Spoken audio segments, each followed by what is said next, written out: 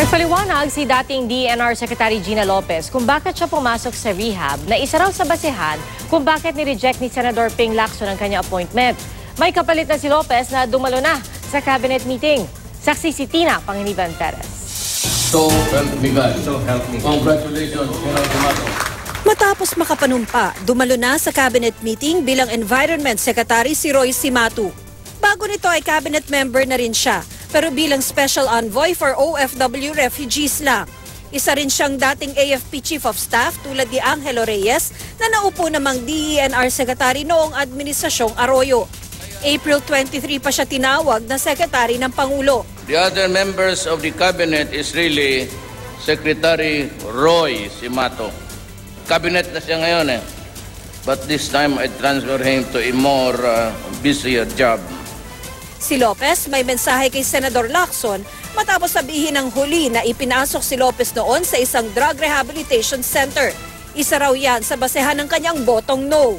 Dahil nga hindi siya nag-undergo ng psychiatric examination, merong question tungkol sa pagiging drug dependent and or personality disorder. Play a clean fight. Paglilinaw ni Lopez, hindi dahil sa droga kung kaya siya inilagay sa isang rehabilitation center sa pangangalaga ni Father Bob Garon, kundi dahil sa pagsali niya noon sa spiritual group na Ananda Marga sa kagustuhan daw niyang tumulong sa iba. I left my house. I left my house.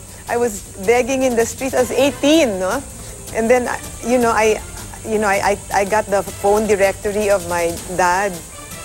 And then I went around to all these friends asking for donations. I mean, he was just horrified. What's my daughter doing? No?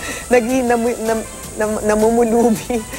What they did, finally, is that they decided to just forcibly get me out from there and put me with Father Bob Garon in the drug abuse rehabilitation center. Not because I took drugs, but because they wanted me out of the movement. Di rin daw senyales ng personality disorder ang pagkanta niya sa publiko. That's tapang, I think. Because I feel that the Filipino is has been colonized for so long. And then I feel that the tendency of the Filipino is to think they're small. And so that's why I think I say I believe I can fly. Unfortunately, my singing career is officially over. Kinwestiyon din ni Lopez ang pagsasapubliko nito kung kailan na ibasura na ang kanyang appointment. I don't take alcohol, I don't smoke.